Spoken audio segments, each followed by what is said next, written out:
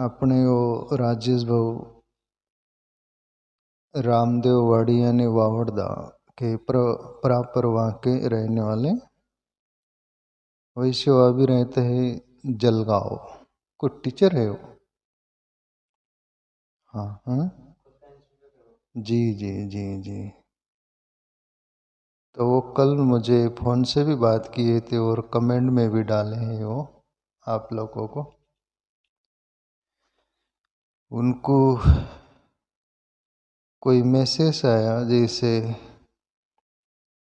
कोई ब्रह्म कुमारी वाले का कोई मैसेज होगा, तो वो उनको समझ में आ भी रहा था, बोले पूरा नहीं आ रहा, तो मेरे से कुछ विस्तार चाहते थे वो।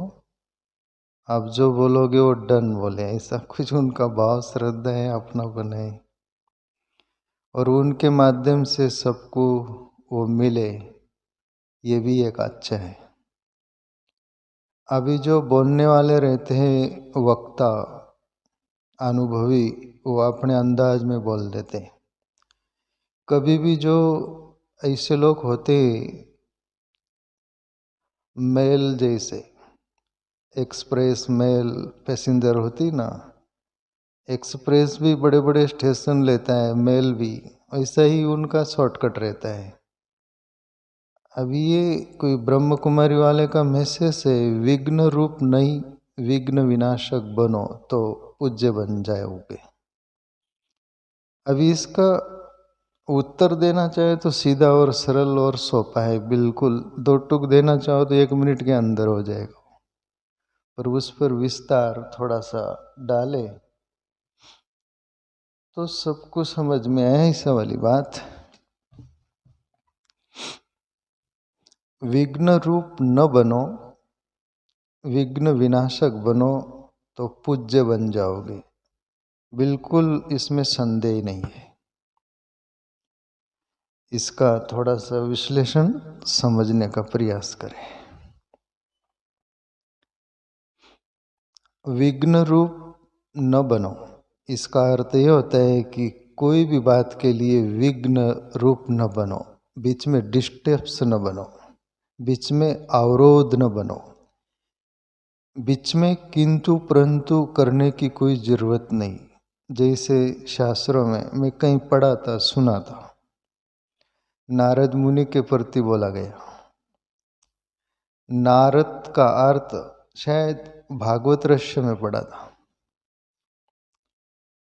नारद मुनि के लिए बोला गया, नारद नाम इसलिए ही रखा गया कि नारद जहाँ भी जाते थे वो जो भी काम हो उसको रद्द कर देते थे, इसलिए उनका नाम एक नारद।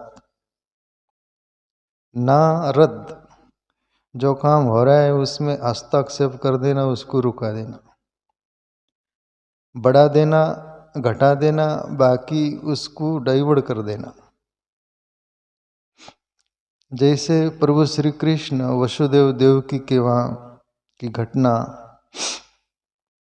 और कंस बहुत सारा इंतजाम कर लिया था कि 8वां पुत्र वसुदेव देवकी से होगा, वो तुम्हारा विनाशक होगा, तुमको मिटा देगा, तुम्हारा सब कुछ अस्तित्व मिटा देगा। इसलिए शायद आकाशवाणी कुछ हुई थी क्या, ऐसा जो था। इसलिए वसुदेव देवकी से जो भी बच्चे पैदा होगा 8वां होगा वो। और वसुदेव सोचा कि इन्हें, ये कंस सोचा कि पहले से ही क्यों मारे, आखिरी 8वां होगा उसको मार देंगे। नारद वहां आते, नारद बोलते कंस को, अरे क्या बोले, क्या चल रहा है। वो बीच में एक ऐड आती थी, क्या चल रहा है, बोले फॉक चल रहा है। ऐसे ही नारद तो नारद है, कंस से बोले क्या चल रहा है, वो जो चल रहा है वो बोला कि ऐसे ऐसा है मेजर मामला। तब नारद बोले कि कंस तुम बहुत गलती कर रहे हो। नारद जो हो रहा था उसको रद्द करवाना या डाइवर्ट करना। नारद बोले कंस को 8वां पुत्र है ना, तो पहला भी हो सकता है। आखिरी भी हो सकता है, बीच में भी हो सकता है, 8वां पुत्र है, 8 में से कोई भी हो सकता है। तो फिर क्या करना है? मेरी मानोगे? और नारद की जो मानेगा वो काम कुछ न कुछ गड़बड़ हो जाएगा। ऐसे ही दुनिया में नारद चलते फिरते रहते, घूमते रहते हैं, घर घर घुसते रहते हैं, हर व्यक्ति के पास पहुंचते रहते हैं। जो तुम काम कर रहे, भला भी कर रहे, उसको रद्द करवा देना या डाइवर्ट कर देना, मोड़ देना। तो ऐसे नारदों को बीच में घुसने मत देना। तुम्हारी अंतरात्मा सही गवाह देती है सही सलामत, तो उसको स्वीकार करना और उस पर चल पड़ना। ज़्यादा पूछ भी नहीं करना। कॉन्फिडेंट होना चाहिए आदमी को। आत्मबल, मनोबल, बुद्धिबल, सब बल खुद का रखिए। दूसरों का यदि लोगे उदार तो गड़बड़ हो जाएगा, वहाँ विघ्न रूप हो जाएगा।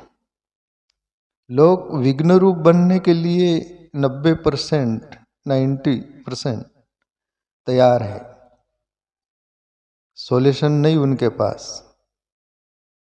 समस्या को बढ़ाना है। इसलिए कॉन्फिडेंट रहिए। और तुम्हारा अपना जिंदगी यदि सही सलामत है, सही ट्रैक पर है, तो तुम्हें मनोबल, बुद्धिबल, आत्मबल रहेगा। फिर कोई कुछ बिगाड़ नहीं सकता, कोई बीच में विघ्न रूप नहीं बन सकता। पहले अपने आप को प्रौढ़ करना है। कमजोर वीक माइंड यदि हम होंगे तो नारद विघ्न रूप दुनिया आके घुस जाएगी। घुसने मत देना। जैसे बीच में लोग बोलते हैं ना, अरे मैं वो कर रहा था पर वो आदमी आया यार, ऐसा बोला, काम बिगड़ गया, विघ्न रूप बन गया। तो नारद बोले कंस क्या करना है? तो बोले सबको उड़ा देना है। जिसकी पहले ही बुद्धि मारे गई हो, जिसका कोई अस्तित्व नहीं खुद का और कंस का, और घबरा डरा हुआ आदमी, वैसा ही ऐसी थिरकन रहती कि उसकी नीचे फाउंडेशन पक्का ही नहीं रहता, किधर भी हो जा सकता है। और कंस की दशा थी तो दे दिया ऑर्डर, सबको मार डालो। 8 बच्चों को मार डालो। तो कहने का तात्पर्य, वो तो बहुत बड़ी कहानी है कि नारद, प्रकृति की व्यवस्था है कि वो कंस का पाप, बड़े पाप बढ़ाने के लिए नारद ने वो किया, अच्छा ही काम किया। पर मैं इतना ही लेना चाहा वो बात कि बीच में नारद यदि आ जाए तो वो डाइवर्ट हो जाएगा या विघ्न रूप हो जाएगा। तो भले काम के लिए नारद जैसे लोगों को घुसने मत देना। ये जो प्रश्न है उसका ये बोला गया है कि विघ्न रूप मत बनो। विघ्न रूप न बनने का कारण यह है कि किसी के भी लिए विघ्न रूप मत बनो। कोई भला हो रहा है ना, तुम उसमें सपोर्ट नहीं कर सकते तो उसमें विघ्न रूप बनकर डिस्टर्ब मत करो, खराब मत करो। वहां से हट जाओ, दूर हो जाओ, विघ्न रूप मत बनो। ये उसका सीधा और साफ सुथरा अर्थ होता है। और आप यदि विघ्न रूप बनोगे तो आपको उड़ा दिया जाएगा। ये प्रकृति की व्यवस्था है। प्रभु श्री कृष्ण को वो एक व्यक्ति था ना, कौन था, मौसी का ही लड़का था ना, जो गाली दी 100 गाली। उसको प्रभु श्री कृष्ण बोले हद होती कोई भी बात की, तू 100 गाली दे सकता है, मेरा मौसी का लड़का है तू, इसलिए तुझे 100 गाली तक माफ कर दी। 101 होगी, सिर कलम कर दिया जाएगा, गर्दन उड़ जाएगी तेरी। वो बोले क्या कर लेगा? आचार्य चाणक्य बोले सज्जन अपनी सज्जनता को डरता है, वो अपनी इज्जत को, और मूर्ख समझता है मेरे से डर रहा है, ज्यादा धमकाया जाता है, डराया जाता है। पर तुम्हारा समय है, कुछ वो है, तब तक तुम सब चाल चल सकते हो। बाद में कुदरत के हाथ में डंडा रहता है, फिर तुमको झंडा बनाता है। वो डंडे में झंडा डालकर फिर घुमाता है और पतंग की तरह उड़ा देता है।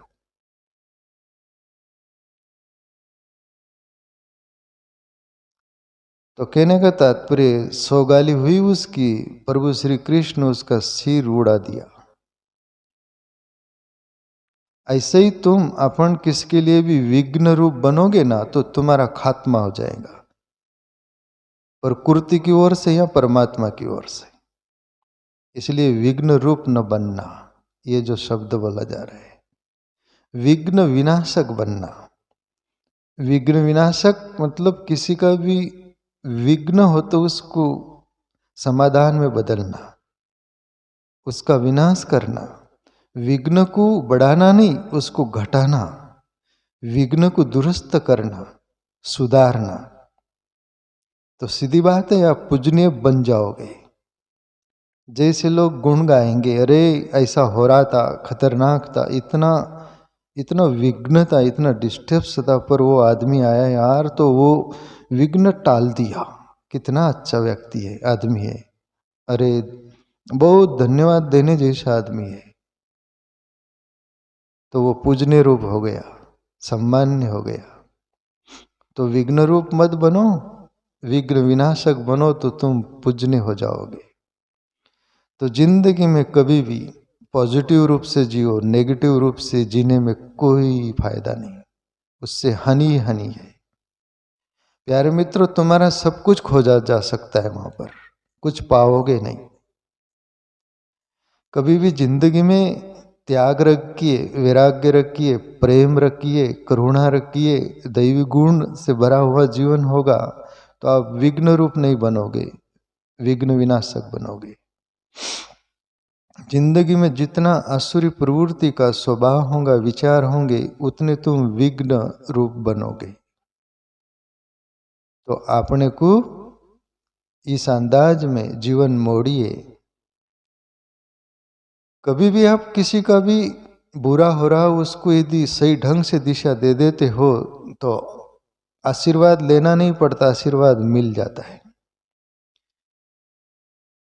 तुम बोलते हो कि हमारी पगार बढ़ाओ, वो जो एक बात आती ना, अक्ल का ठिकाना नहीं, हमारी पगार बढ़ाओ।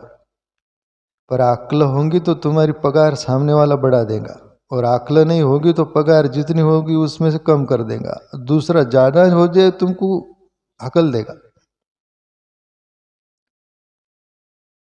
तो विघ्न विनाशक प्रवृत्ति अंदर लाइएगा अपन, सीधा और साफ गणित है। किसी के भी लिए पॉजिटिव बनो, भला बनो, बुरा मत बनो। कई लोगों की ऐसी प्रवृत्ति होती, वो देखते ही फिरते हैं। एक कुटुंब परिवार था, एकदम भला चंगा था, आनंदित, सुखी, प्रसन्न जीता था परिवार। पड़ोस में एक व्यक्ति था, सोचता था, खोड्याल व्यक्ति था जिसको बोलो, तो ये परिवार को कैसा बिखेर देना। पति खेत में गया है, पत्नी घर पर है, और माँ बाप है उनके, चित्र बितर कर देना है।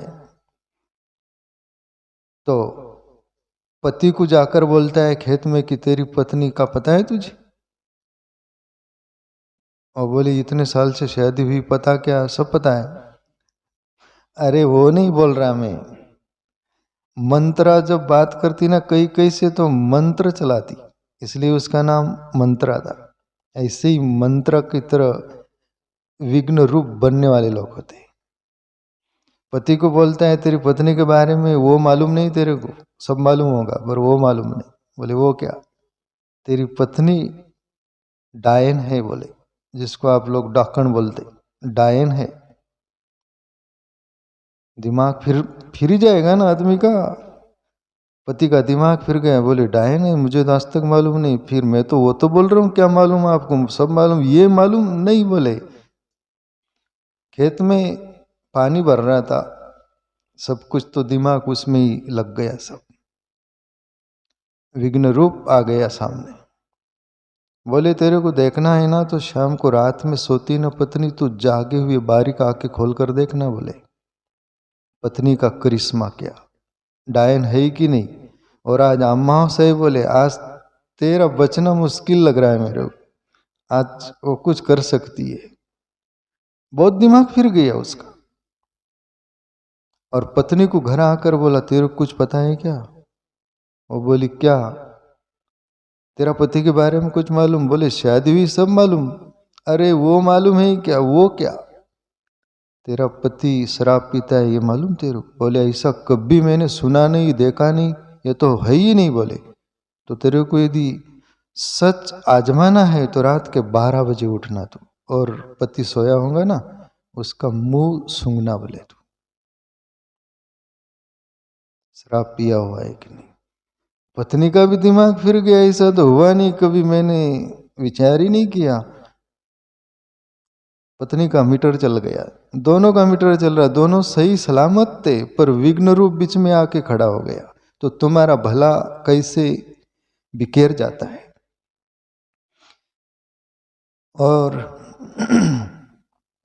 और माँ बाप को भी क्या क्या जो बातें भरनी थी वो भर दिया, कि तेरे बहू बेटे तुम्हारे से भेदभाव करते, ऐसा तैसा, उनका भी दिमाग फिरा दिया। चितर बितर हो गए। पति आता है, आज खाने में चित नहीं, बोलने में चित नहीं, देख पत्नी का भी नहीं। पूरा सन्नाटा सा गया घर में।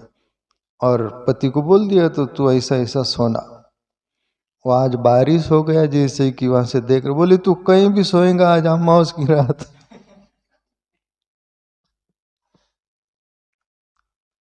तेरा कोई खरा नहीं है आज।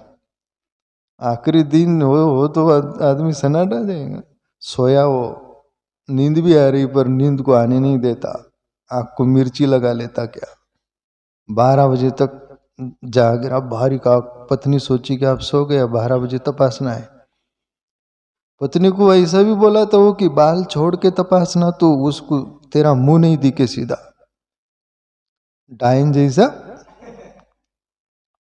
पत्नी ने किया, वो रात के 12 बजे उठी। और आदमी कुछ ऐसे खतरा वाला मामला रहता है तो बड़ा सावध रहता है। पत्नी धीरे धीरे चलती, और ये देख लिया कि बराबर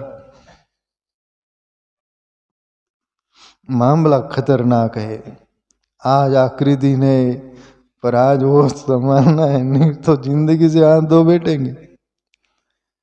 मैं वो शो को पढ़ा था, बोले मैं पेपर पढ़ रहा था, कोई आदमी आया, बोले भागते भागते, वो बोला कि वो आदमी बोले जिंदगी से हाथ धो बेटा। तब मैं पेपर पढ़ते पढ़ते बोला, बोले अरे क्या ठीक नहीं किया? बोले उसने, जिंदगी से हाथ धो बेटा, यदि हाथी धोना तो पानी से धोना था। बोले